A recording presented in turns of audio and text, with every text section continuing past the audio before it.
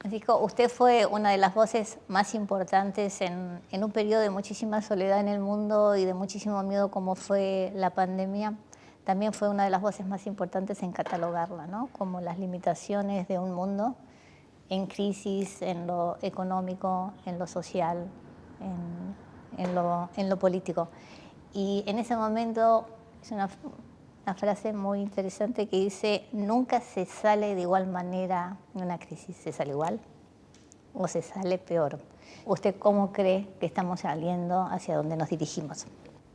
No me está gustando.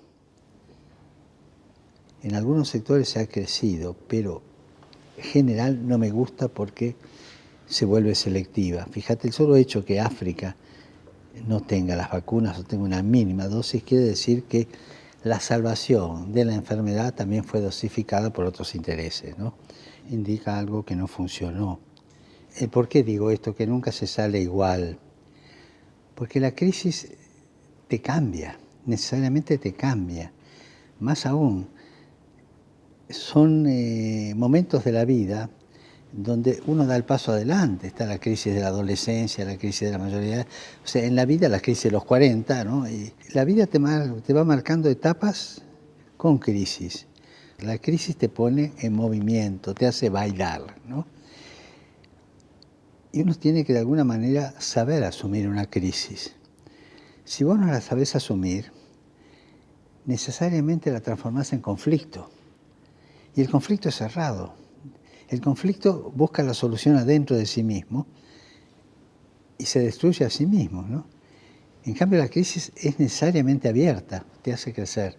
O sea, una de las cosas más serias en la vida es saber vivir una crisis, vivirla bien, no con amargura.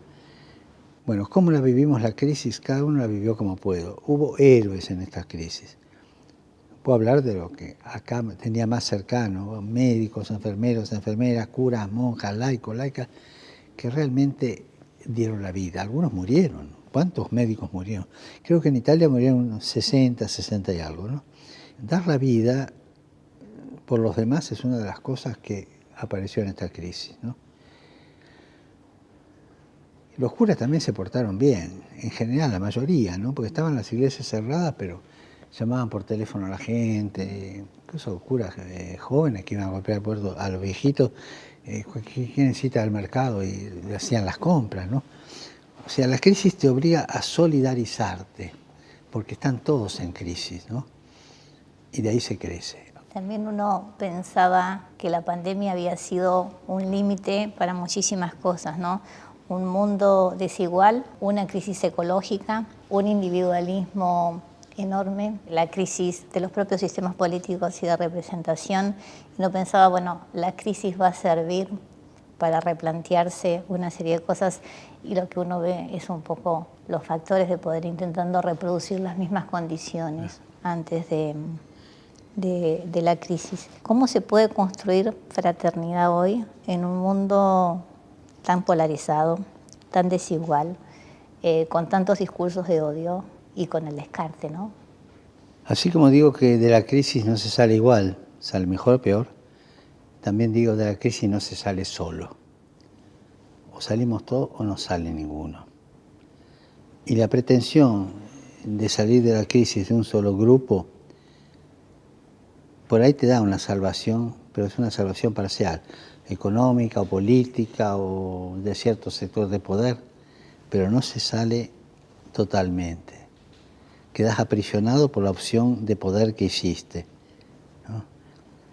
Transformaste en un negocio, por ejemplo, o culturalmente te fortaleciste más, ¿no? En el momento de la crisis, usar la crisis para el propio provecho. Y eso es salir mal de la crisis y salir solo. Pero de la crisis no se sale solo. De la crisis se sale arriesgando, tirando la mano del otro, ¿no? Si vos no le tomás la mano al otro, no podés salir. Entonces ahí está lo social de la crisis, de salir de una crisis. Y esta es una crisis de civilización, ¿no? También la naturaleza está en crisis. Yo recuerdo, hace unos años recibí a los jefes de gobierno, había algún jefe de Estado de los países de la Polinesia. Y algunos decían, recuerdo uno que decía, nuestro país está pensando comprar tierras en Samoa porque dentro de 25 años quizás no existamos más, porque está creciendo el mar, ¿no? Nosotros a veces no damos cuenta, pero hay un dicho español que nos tiene que hacer pensar, Dios perdona siempre, se lo digo, queden tranquilos que Dios perdona siempre. Nosotros los hombres perdonamos de vez en cuando, la naturaleza no perdona más, nunca, no perdona nunca, se la cobra. O sea, vos utilizás la naturaleza y te viene encima, ¿no?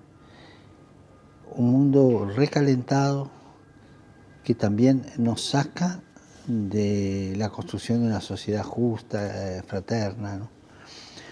O sea, está la crisis, la pandemia, el COVID famoso. Cuando yo estudiaba, los virus corona, a lo más que te producían era un resfrío. Ahora se fueron mutando y pasó lo que pasó. Y ahora se están mutando para atrás otra vez. Es curiosísimo todo el mundo ese de la mutación de los virus, ¿no? Pero una crisis viral, pero también una crisis mundial, ¿no? Una crisis mundial en nuestra relación con el universo. No vivimos en armonía con la creación. Digo la creación, el universo, digamos, no vivimos en armonía. Lo abofeteamos a cada rato. Lo abofeteamos mal, usamos mal nuestras fuerzas. Y hay gente que no cabe, no se imagina el peligro que hoy vive la humanidad con este recalentamiento, no solo el recalentamiento, todo el manoseo de la naturaleza, ¿no?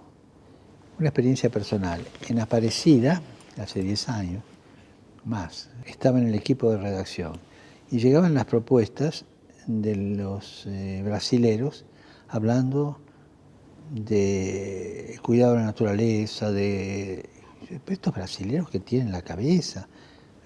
Yo hace 15 años, por poner una fecha cerrada, yo no entendía nada de esto. Y me fui despertando de a poco, de a poco, de a poco. Y ahí me vino la inquietud de escribir algo. Y cuando viajé a Estrasburgo, el presidente Hollande mandó a la ministra del Ambiente a recibirme al aeropuerto. Yo iba a hablar a la Unión Europea, que era Ségolène Royal en aquel tiempo. Y ella en un momento me dijo, ¿es verdad que usted está escribiendo algo sobre el ambiente? Y le digo, sí, por favor, publíquelo antes de la conferencia de París. Entonces ahí llegué, me volví a reunir con los científicos, me dieron un borrador, después con los teólogos, otro borrador, y así salió el Laudato Si.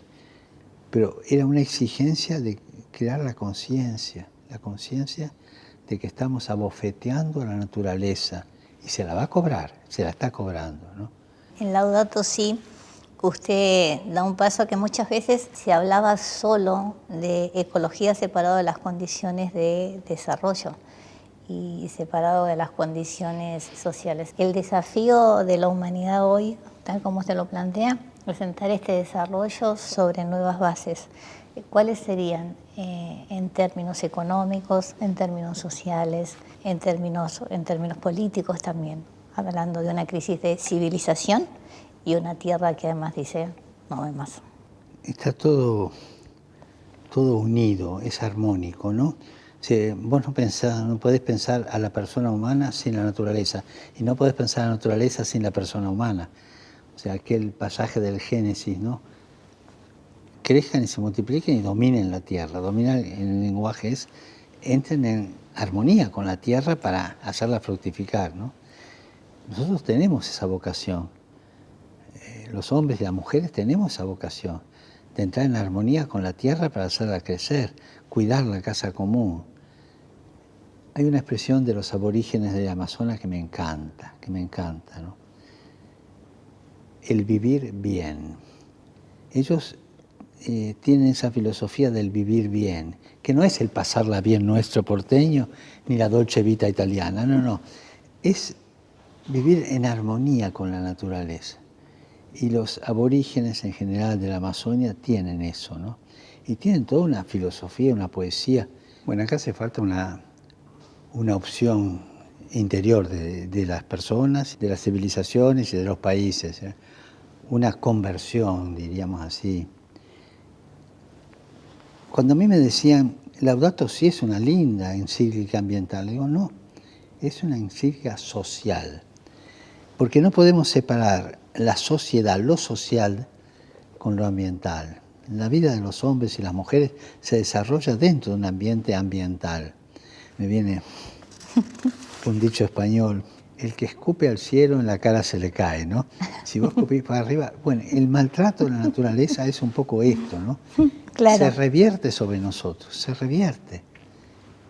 La naturaleza se la cobra, vuelvo a repetir, no perdona nunca. Pero no porque sea vengativa, sino que ponemos nosotros en marcha procesos de degeneración que ya no están en armonía con nuestro ser, ¿no?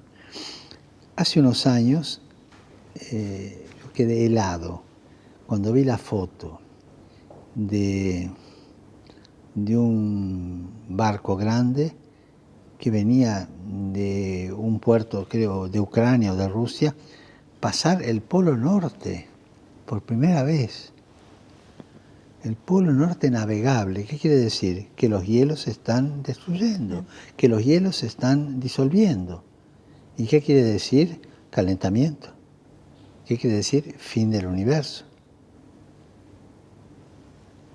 Cuando vos ves esas cosas, tenemos que frenarnos. Y son los jóvenes los que más perciben esto. Nosotros los grandes estamos mal acostumbrados, y bueno, no es para tanto, o simplemente no entendemos. Usted hablaba de los jóvenes, y es cierto que los jóvenes hoy parecen tener mayor conciencia ecológica. Sin embargo, a veces uno tiene la sensación que hay conciencias segmentadas, ¿no? Al mismo tiempo que se preocupan por el medio ambiente. En las elecciones de Francia, la abstención de los jóvenes fue enorme y uno lo ve en casi todos los procesos políticos. ¿Qué le diría a los jóvenes en esta reconstrucción de la esperanza y sobre todo de instituciones o acciones mucho más colectivas para poder pelear, digamos, por un mundo nuevo que también incluye ecológicamente una concepción nueva? Ahí tocaste un punto difícil. Un punto bien difícil, que es el descompromiso político de los jóvenes, ¿no? Los jóvenes, ¿por qué no se comprometen en política? ¿Por qué no se la juegan ahí? Y en parte porque están como desanimados. Han visto, no digo todos, por Dios, pero situaciones de arreglos mafiosos, de corrupción, ¿no es cierto?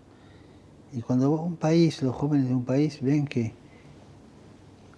se juega, como dicen, se vende hasta la madre, con tal de hacer un negocio, entonces la cultura política baja. Y los jóvenes en ese aspecto no quieren meterse en política, ¿no? Y sin embargo tienen que meterse en política, los necesitamos, porque son ellos los que tienen que plantear a las políticas universales la salvación. ¿Y por qué la salvación? Porque si no cambiamos de actitud con el ambiente, ¿no?, nos vamos todos al pozo.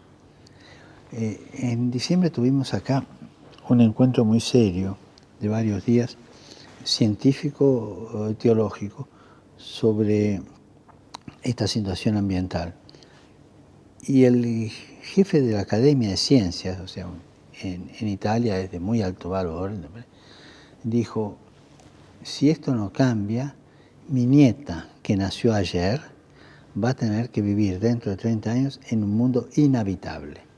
Porque esto va con progresión geométrica, ¿eh? Entonces, a los jóvenes les digo, por favor, no solo la protesta, que está bien, también busquen la manera de hacerse cargo ustedes de los procesos y ayudar a sobrevivir, ¿no? Y parte de esta frustración de los jóvenes también tiene que ver con los discursos del odio o con las opciones políticas más extremas. El proceso de un país, el proceso de desarrollo social, económico, político, necesita de continua revaloración y de continuo choque con los otros. El mundo político es ese choque de ideas, ese choque de posiciones que nos purifica y nos hace ir juntos adelante. Por eso los jóvenes tienen que meterse en política, los jóvenes tienen que aprender esta ciencia de la política, de la convivencia, pero también de la lucha política que nos purifica de egoísmos y siempre nos lleva adelante las instituciones del país, ¿no? Es importante ayudar a los jóvenes al compromiso sociopolítico, es importante. Y ayudarlos también a que no le vendan un buzón, ¿no? Aunque hoy día realmente yo veo que la juventud está más avivada que antes, ¿no? En mi tiempo nos vendían el correo central, no un buzón, ¿no? Hoy día están más despiertos, más vivos, y yo confío mucho en la juventud hoy día. Sí, pero qué sé yo, me dice por ahí un cura, no vienen a misa, dejarlos crecer, ayudarlos a crecer, acompañarlos. Tienen ideales, buscar sus ideales y acompañarlos. Después Dios le hablará a cada uno, pero dejarlos crecer, no los aprisiones, no, pero que crezcan, que sean protagonistas de la historia. Si los jóvenes no son los protagonistas de la historia, estamos fritos, porque son el futuro y son el presente. Y sobre esto me quiero permitir una cosa que a mí me gusta repetir, ¿no? El diálogo de los jóvenes con los viejos. Tenemos que reinstaurarlo. Los jóvenes necesitan dialogar con sus raíces y los viejos necesitan darse cuenta que dejan herencia. Más aún, esto es más importante que el diálogo con los padres. Es un diálogo de generación más allá. O sea, el joven cuando se encuentra con el abuelo o con la abuela recibe savia, recibe cosas y se las lleva adelante. Y el viejo cuando se encuentra con el nieto o la nieta tiene esperanza. No se puede vivir sin el recurso a las raíces. Bernardes tiene una cosa muy linda, un verso, no sé de qué poema. Todo lo que el árbol tiene de florido le viene de aquello que tiene soterrado. No dice, las flores vienen de allá abajo, no, las flores están arriba, pero le viene. Ese diálogo de arriba a abajo, de tomar de las raíces y llevar adelante, es el verdadero sentido de la tradición.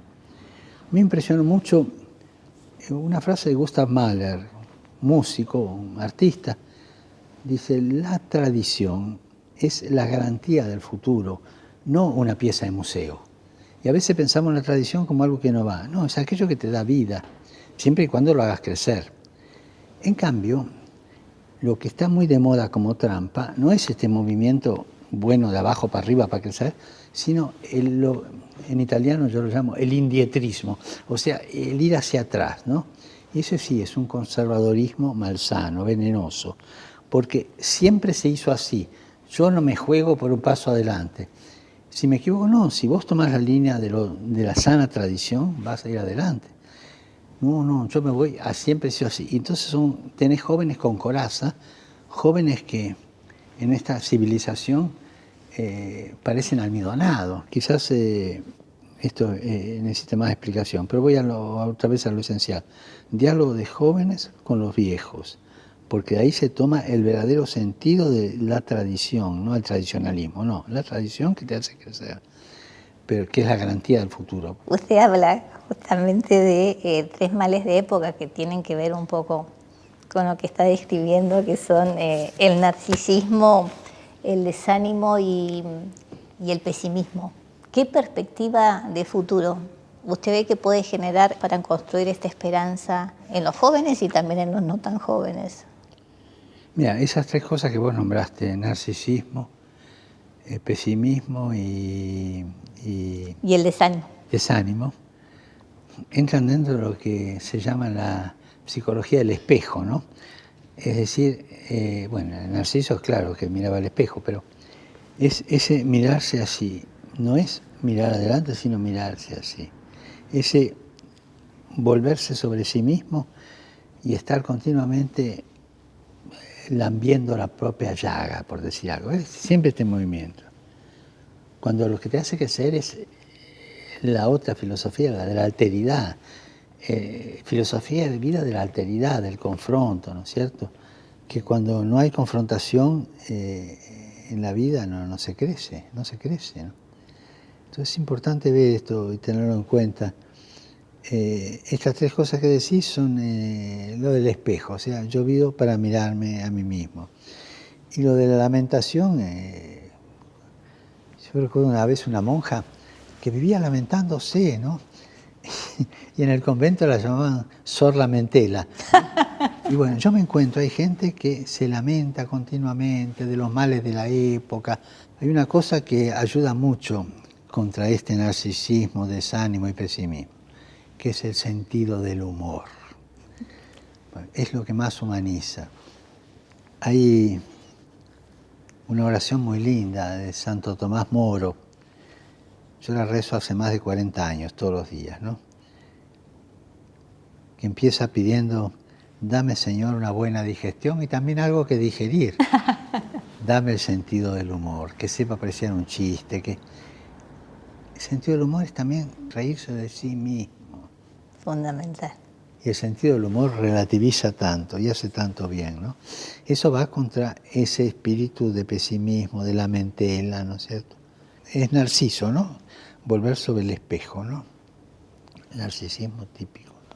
Usted ya hablaba, desde 2014, que el mundo estaba entrando en una tercera guerra mundial a partir de la sumatoria de distintos conflictos, y hoy la realidad parece confirmar sus pronósticos. Usted habla mucho del diálogo, habla mucho de la escucha, y sobre todo de la escucha no entre iguales, sino entre diferentes. Bueno, lo de la guerra, ¿no? La expresión que usé aquella vez es guerra mundial a pedacitos, ¿no? Es siempre. Pero a esto de Ucrania nosotros vivimos cerca, porque por eso nos alarmamos.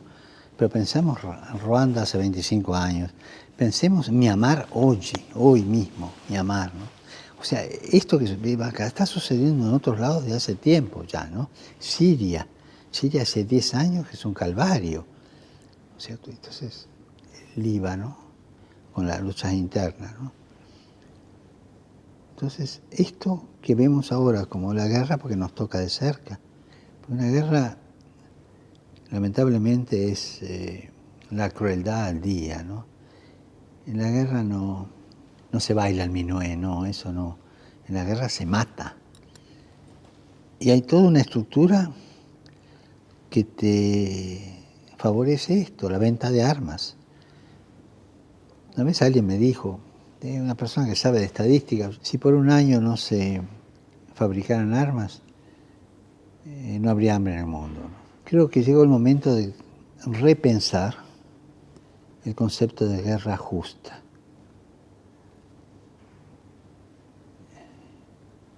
Puede haber una guerra justa, hay derecho a defenderse, pero como se usa hoy día ese concepto hay que repensarlo. Yo he declarado que el uso y la posesión de armas nucleares es inmoral ya. Y resolver las cosas por la guerra es decir, no a la capacidad de diálogo que tengan los hombres, a ser constructivos, ¿no? Y es tan importante esa capacidad de diálogo, de escuchar, ¿no? Salgo de la guerra y voy al comportamiento común. Fíjate vos, algunas personas que están hablando y vos empezás a hablar y antes que termine ya te responden. O sea, no sabemos escuchar. No le permitimos al otro que diga todo lo suyo. Escuchar lo que dice, recibir, no. Le declaramos la guerra antes, es decir, le cortamos el diálogo. Y la guerra es esencialmente una falta de diálogo, ¿no? Cuando en el 14 fui a Redipulia, por el centenario de la guerra del 14, vi ese cementerio, vi la edad de los muertos, chicos, todos. Y lloré, ese día lloré. Un 2 de noviembre después, algunos años después, todos los 2 de noviembre voy a celebrar misa en un cementerio. Fui al cementerio de Anzio, vi lo que eran esos chicos, la edad de esos chicos, y lloré. En serio, no me avergüenzo de decirlo, ¿no? Qué crueldad. Y hace un par, 3, 4 años, cuando se se conmemoró el aniversario del desembarco en Normandía. Pensaba en los 30.000 muchachos que quedaron en la playa, que abrían las barcas y a bajar, y de acá los nazis los esperaban, ¿no? ¿Se justifica eso? O sea, eso duele. Visitar los cementerios militares acá en Europa ayuda a caer en la cuenta de esto. ¿Están fallando frente a las guerras los mecanismos multilaterales? ¿Es posible conseguir la paz a través de ellos, buscar soluciones más conjuntas? Después de la Segunda Guerra Mundial hubo mucha esperanza en las Naciones Unidas. Pero no quiero ofender, sé que hay gente muy buena que trabaja, pero en este punto no tiene poder para imponerse, no tiene poder. Ayuda, sí, mandando, pienso en Chipre, por ejemplo, que están tropas argentinas allí para evitar guerras, eso lo hacen bien.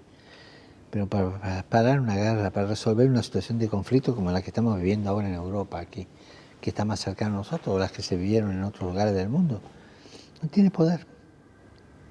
Y no, esto sin ofender, es que la Constitución que tiene no le da poder. ¿Hoy han cambiado los poderes en este mundo? ¿Han cambiado el peso de las instituciones? Esto es una pregunta que no quiero universalizar mucho. La quiero decir así: hay instituciones beneméritas que están en crisis o están en conflicto, peor. Las que están en crisis me dan esperanza de progresar. Las que están en conflicto se involucran en resolver asuntos internos, ¿no? Y hace falta una valentía y creatividad. Hace falta eso. Sin esas dos cosas no vamos a tener instituciones internacionales que puedan ayudarnos a superar estos conflictos graves. Estas situaciones de muerte, ¿no? Que son de muerte, ¿no? Cuando usted asumió con una determinada iglesia y supongo que soñó y proyectó los cambios. Ya el año que viene van a ser 10 años, ¿no? Las fechas como de balance. ¿Cuáles son estos cambios más logrados y cuánto es lo que falta? Las cosas que yo hice no me las inventé, ni las soñé después de una noche de indigestión, no. Recogí todo lo que los cardenales dijimos en las reuniones pre-conclave que tenía que hacer el próximo Papa. Todos éramos conscientes de que el próximo Papa estaba ahí, que no sabíamos quién iba a ser. Entonces dijimos las cosas que había que cambiar, los puntos que había que tocar. Lo que yo puse en marcha fue eso que se pidió. O sea, original mío no creo que haya habido nada, sino que es poner en marcha lo que se pidió entre todos. Por ejemplo, la parte de reforma de la curia terminó con la nueva Constitución Apostólica, Predicate Evangelium, ¿no? Que después de 9 años, 8 años y medio de trabajo y consulta, se logró poner lo que pidieron los cardenales, que ya se iba poniendo en práctica, porque los cambios se iban haciendo, ¿no es cierto? Y hoy día hay una experiencia desde el tipo de vista misionero, es decir, Predicate Evangelium, es decir, sean misioneros, prediquen la palabra de Dios. O sea que lo esencial es salir. Curioso, en esas reuniones hubo un cardenal que dijo, en el texto del Apocalipsis que tomó aquello de Jesús, dice, estoy a la puerta y llamo. Era para entrar. Si alguno me abre, entraré, qué yo. Él dijo, Jesús sigue golpeando, pero para que lo dejemos salir, porque lo tenemos aprisionado. Y eso es lo que pidió esa reunión de cardenales. Y cuando fui elegido yo puse en marcha eso. Enseguida, a los pocos meses se hicieron consultas continuamente, se fue un primer texto, después se consultó un segundo texto, hasta que salió la nueva Constitución. Y mientras tanto se iban haciendo los cambios, ¿no? O sea, no son ideas mías, eso que quede claro. Son ideas de todo el colegio cardenalicio que pidió eso. Más allá de su humildad, ¿hay una impronta suya? ¿Hay una impronta de la Iglesia latinoamericana? Eso sí. ¿En qué cambió esta perspectiva? ¿En qué posibilitó esta perspectiva? Es decir, la Iglesia latinoamericana tiene una historia de cercanía al pueblo muy grande, ¿no? Si tomamos las conferencias episcopales, ¿no? Primera, bueno, Medellín, después Puebla, después Santo Domingo, después Aparecida, siempre fue en diálogo con el pueblo de Dios. Fue muy cercana al pueblo de Dios la iglesia latinoamericana, ¿no? Y eso ayudó mucho, ¿no? Es una iglesia popular en el sentido real de la palabra, es una iglesia del pueblo de Dios, que se desnaturalizaba cuando el pueblo no podía expresarse y terminaba siendo una iglesia de capataces de estancia con los agentes pastorales que mandaban, ¿no? Cuando el pueblo se fue expresando cada vez más en lo religioso, terminó siendo protagonista de su historia. Y eso en la iglesia latinoamericana se dio bastante. Hay un filósofo argentino, Rudolf Kusch, que es el que mejor captó lo que es un pueblo. Y tiene sus libros sobre la filosofía de un pueblo.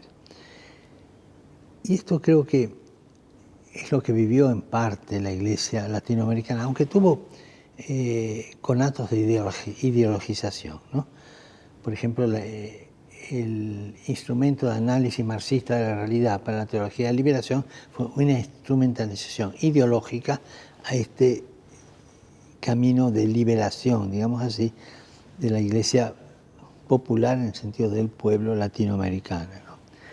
Pero una cosa son los pueblos y otra cosa son los populismos. Acá en Europa continuamente lo tengo que expresar. Acá tienen una experiencia de populismo muy triste, ¿no? Hay un libro que salió ahora, Síndrome, en 1933, que muestra cómo se fue gestando el populismo de Hitler, ¿no? Entonces, a mí me gusta decir, no confundamos populismo con popularismo.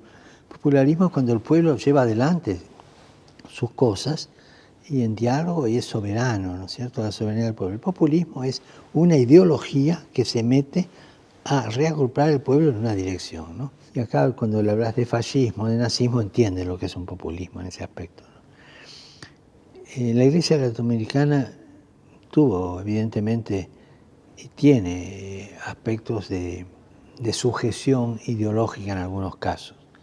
Los ha habido y los seguirá habiendo porque esa es una limitación humana. Pero es una iglesia que pudo expresar y puede expresar cada vez mejor su piedad popular, por ejemplo, ¿no? Su religiosidad popular, su misma organización popular, ¿no? Cuando vos encontrás que a las patronales del Milagro de Salta te bajan los misas chicos desde 3.000 metros y todo para venir acá, hay ahí una entidad religiosa que no es superstición, porque se sienten identificados con eso. La iglesia latinoamericana ha crecido mucho en esto. Y también es una iglesia que supo cultivar las periferias, ¿no? Porque la verdadera realidad se ve desde la periferia, ¿no? A mí me llamó la atención una conferencia que escuché de una filósofa, murió ya, Amelia Podetti. La frase era esta: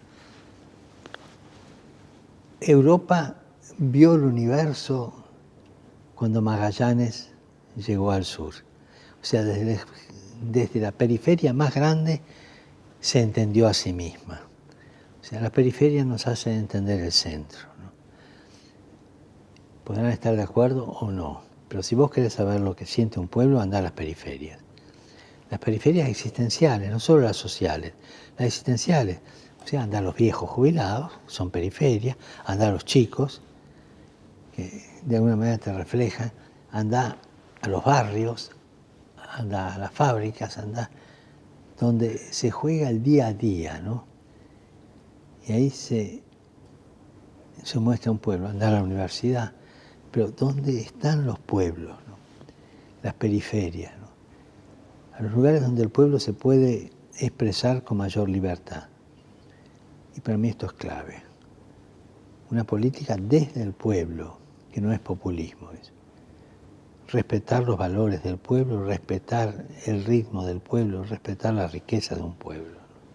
Y ahí es donde usted ve, desde la periferia, la fuerza transformadora. Tal cual. ¿no? Y estaba pensando cuando usted hablaba de la iglesia latinoamericana, y Latinoamérica a partir de los últimos años empieza a mostrar también una salida distinta, digamos, una salida no neoliberal, sino justamente la construcción de un proyecto de sociedad mucho más inclusivo, ¿no? ¿Cómo ve a Latinoamérica como región?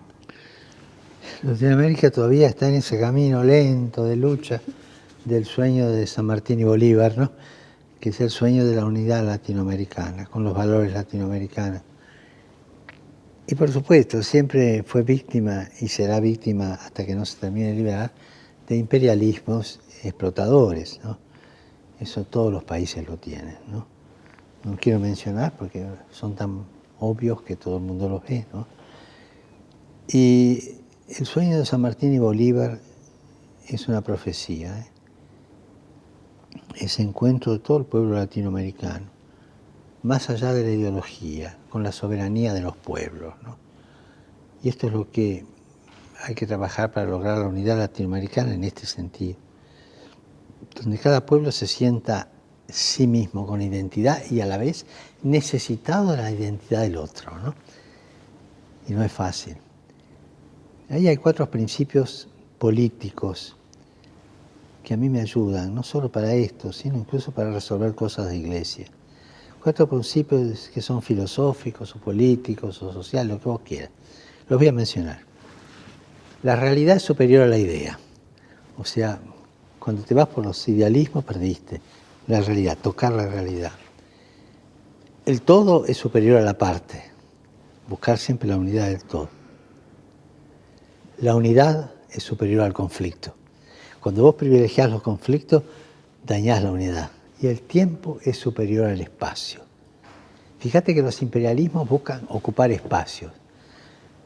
La realeza de los pueblos, la grandeza del pueblo es iniciar procesos. El tiempo es superior al espacio. Esos 4 principios a mí siempre me ayudaron para entender un país, para entender una cultura, para entender la iglesia también, ¿no? Que son principios humanos, son principios de integración. Hay otros principios que son más ideológicos, más de desintegración. Pero reflexionar sobre esos 4 principios ayuda mucho. Usted, sin lugar a dudas, es tal vez la voz más importante en el mundo en términos de liderazgo social y político. A veces siente que su voz es disonante, que desde su voz justamente tiene la posibilidad de cambiar muchas cosas. Que es disonante, alguna vez se lo sentí. Que puedo cambiar, creo que puedo cambiar, que mi voz puede cambiar, pero no me la creo mucho esa, porque te puede hacer daño eso. Yo digo lo que siento delante de Dios, delante de los demás, con honestidad y con el deseo de que sirva. No me preocupo tanto si esto va a cambiar o no va a cambiar. Me cuadra más el decir las cosas y el ayudar a que se cambien solas. Y creo que hay en todo el mundo y en Latinoamérica de manera especial una gran fuerza en los pueblos como para cambiar las cosas. Con estos 4 principios que dije recién. Y sí, es verdad, los digo yo hoy. Dice, uy, habló el Papa, dijo esto. Pero también te agarran una frase fuera de contexto y te hacen decir lo que no quisiste decir. O sea, hay que tener mucho cuidado, ¿no es cierto? Por ejemplo, con la guerra hubo toda una disputa en una declaración que hice en una revista jesuítica, que aquí no hay buenos ni malos, en la guerra todos son. Y expliqué por qué. Se toma esa frase sola y dice, oh, el Papa no condena a Putin. Yo hago ver que el estado de guerra es una cosa mucho más universal, mucho más seria, y que aquí no hay buenos y malos. Todos estamos involucrados. Y eso es lo que tenemos que aprender. En un mundo tan permeable a los medios de comunicación en general, incluidas las redes sociales, ¿cuál cree usted que tiene que ser hoy el papel de estos medios de comunicación? El principio de la realidad es superior a la idea, porque me viene a la mente un libro que escribió Simón Paganini y habla de la comunicación, de una tensión entre el autor de un libro, el lector del libro y la fuerza que tiene el mismo libro. En la lectura de ese libro se va desarrollando una tensión, ¿no? Y eso en la comunicación es clave. La comunicación tiene que de alguna manera entrar en una relación de sana tensión que haga pensar al otro y lo lleve a responder, ¿no? Si no hay esto, es información. La comunicación humana, y habla de periodistas, locutores, lo que sea, tienen que estar en la dinámica de esa tensión comunicacional. Tiene que ser comunicación, no solo información, ¿no? Tenemos que ser muy conscientes que comunicar es involucrarnos y ser muy conscientes de la necesidad de involucrarnos bien. Por ejemplo, la objetividad. Si yo comunico una cosa que pasó, la comunico, pasó esto, pienso esto, ahí me juego yo y me abro a la respuesta del otro. Pero si yo comunico lo que pasó podándolo ya, sin decir que lo estoy podando, soy deshonesto, porque no comunico una verdad. No se puede comunicar objetivamente una verdad porque la estoy comunicando yo, que voy a meter mi salsa. Pero distinguí, pasó esto, pienso que es esto, tenés derecho a hacerlo, aunque el deber también, y comunico esto, ¿no? Hoy día, lamentablemente, el pienso lleva hasta a deformar la realidad. Y esto es muy serio, ¿no? Esto lo dije por primera vez en Buenos Aires, era arzobispo, y se me ocurrió hablar de los 4 pecados de la comunicación, del periodismo.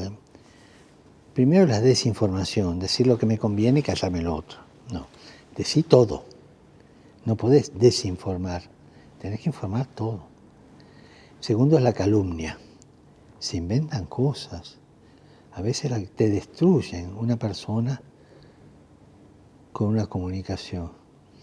Tercero es la difamación, que no es calumnia, pero quizá una persona que en otra época la pensó de esta manera, después su pensamiento cambió y qué sé yo, traerle lo que ya cambió. Es como si a vos, adulto, te trajeran los pañales sucios de cuando eras chiquito, ¿no?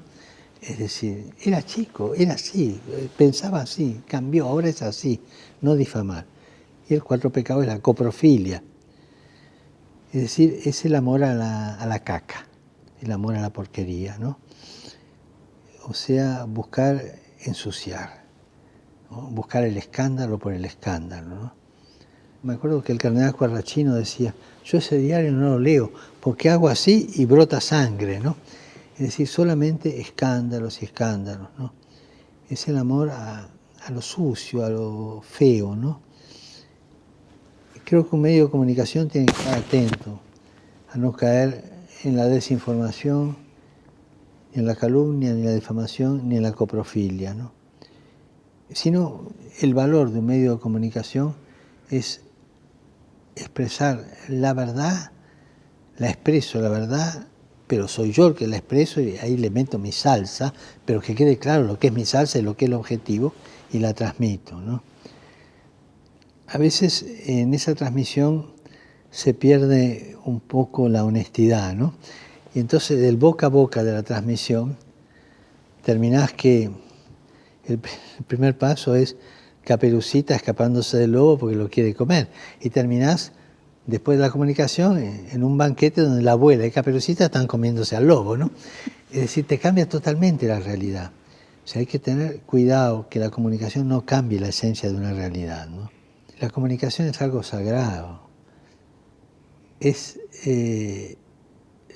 quizás de las cosas más lindas que tenga la persona humana, comunicarse. Es divino. Saber comunicarse con honestidad es demasiado moral la palabra, con autenticidad, ¿no?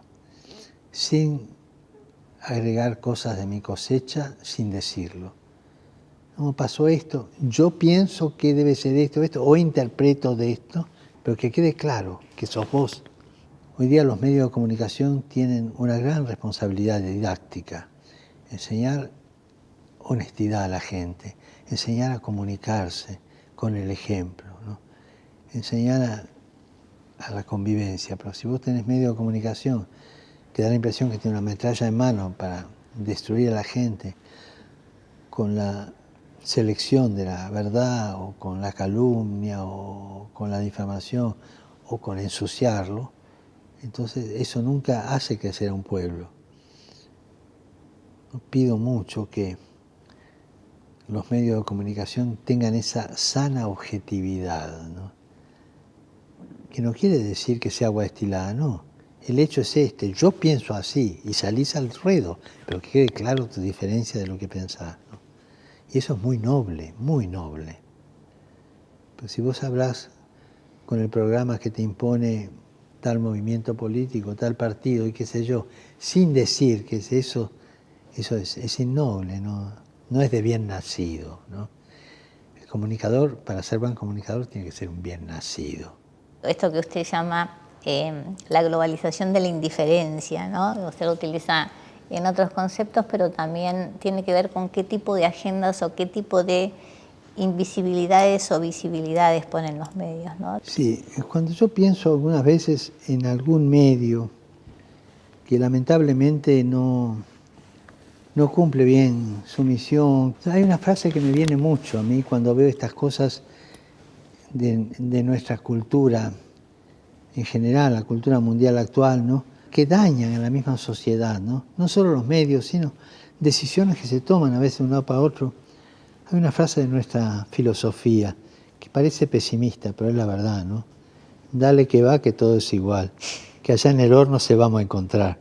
Es decir, dale que va, que todo es igual. No interesa qué es la verdad, qué no es la verdad. No interesa que esta persona gane o pierda. Todo es igual, dale que va, ¿no? Cuando se da esa filosofía en los medios de comunicación es desastroso porque crea una cultura de la indiferencia, del conformismo, del relativismo que nos daña a todos, ¿no? Muchas veces se le asigna a la tecnología como una vida propia, ¿no? Como responsable de parte de los males. ¿Cómo en este mundo con tanta tecnología se puede recuperar el humanismo? Mirá, un lugar donde la tecnología se usa al milímetro es en los quirófanos. Y sin embargo, qué cuidado se tiene en una intervención quirúrgica a través de las nuevas tecnologías. ¿Por qué? Porque hay una vida de por medio que hay que cuidar. El criterio es este, que la tecnología siempre vea que está trabajando con vidas. Esa es la honestidad que tenemos que tener siempre nosotros hasta en la comunicación, ¿no? Hay vidas de por medio. No podemos hacer las cosas como si nada pasara, ¿no? Siempre fue un pastor, como la iglesia que usted proyecta, cómo transmitir esa iglesia de pastores, la iglesia de la calle. La fe es distinta, la fe se puede recuperar. Me gusta hacer una distinción entre pastores de pueblo y clérigos de Estado, ¿no? Clérigos de Estado aquí de las cortes francesas, Monsieur l'Abbé, ¿no? Y a veces los curas tenemos la tentación de noviar demasiado con los poderes y qué sé yo, y ese no es el camino. El camino es pastoreo, estar en medio de tu pueblo, delante de tu pueblo y detrás de tu pueblo. En medio para olerlo bien, para conocerlo bien, porque vos te sacaron de ahí. Delante de tu pueblo para a veces marcar el ritmo y detrás de tu pueblo para ayudar a los rezagados y para dejar que camine solo para ver para dónde tira, porque las ovejas a veces tienen una intuición de saber dónde está el pasto, ¿no? O sea, el pastor es eso. Un pastor que esté solo delante del pueblo no va.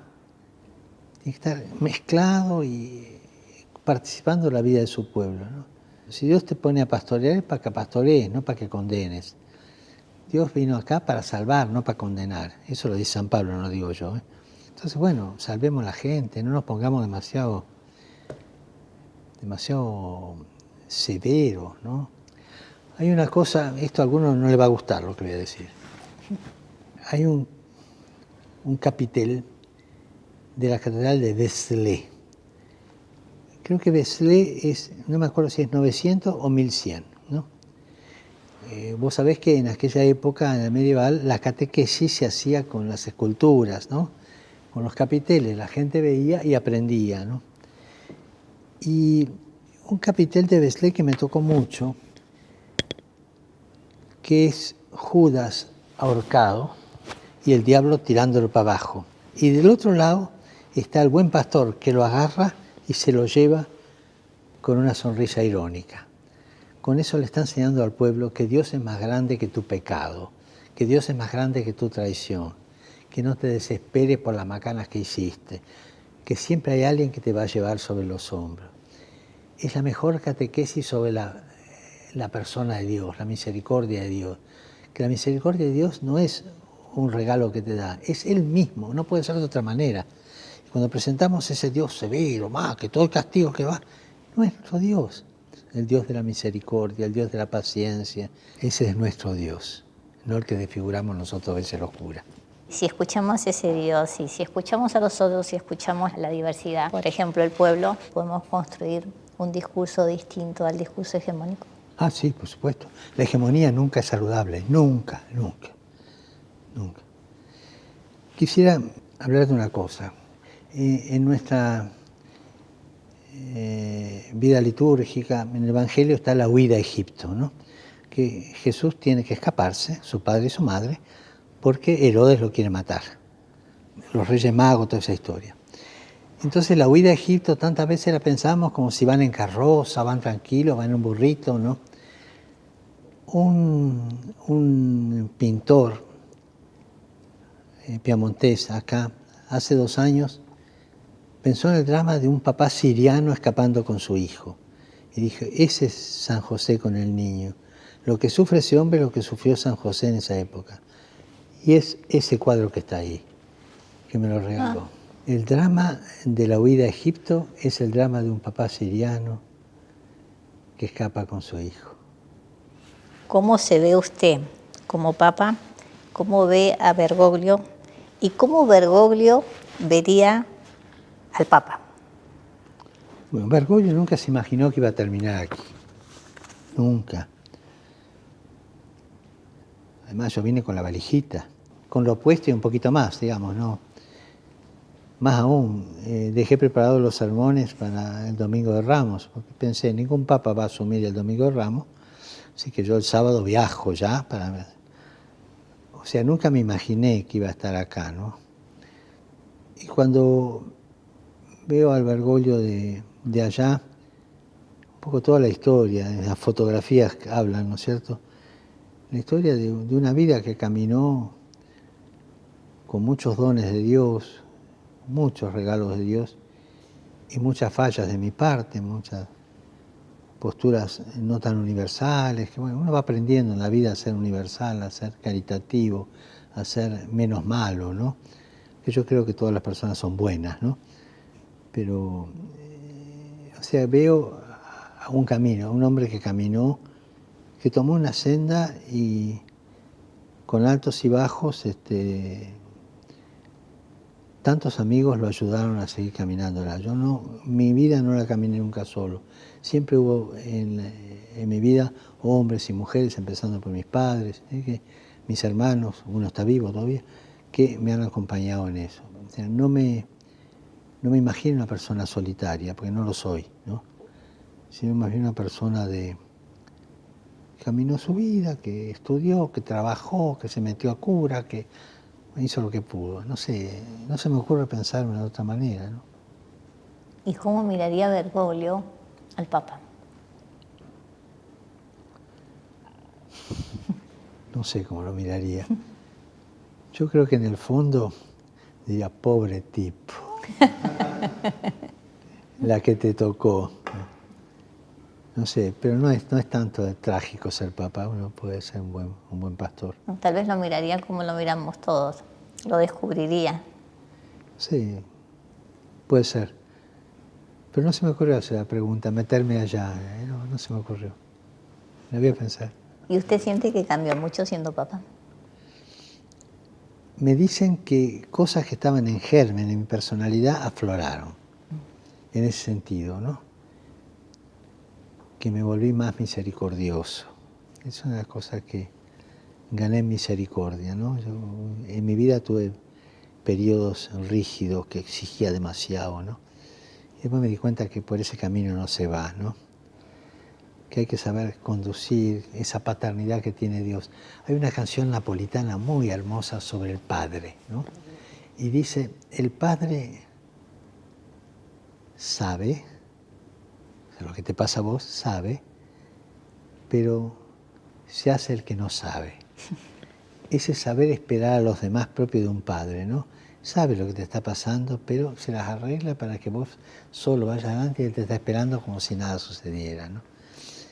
Es un poco lo que hoy criticaría de aquel Bergoglio, que en algunas etapas, no siempre. Como obispo creo que fui un poco más benévolo, pero en la etapa de jesuita y todo fui a veces muy de bajar la caña demasiado, ¿no? La vida es muy linda con el estilo de Dios, de saber esperar siempre, ¿no? Siempre esperar al otro, ¿no? Darle tiempo, saber, pero hacerte tonto como que no sabes y dejarlo madurar. Es una de las sabidurías más lindas que nos da la vida, ¿no? Se lo ve muy bien, Francisco. Tenemos Papa y Francisco para rato. Que lo diga el de arriba. Yo no voy a hacer apuestas porque siempre las he perdido en la vida. Gracias. A usted.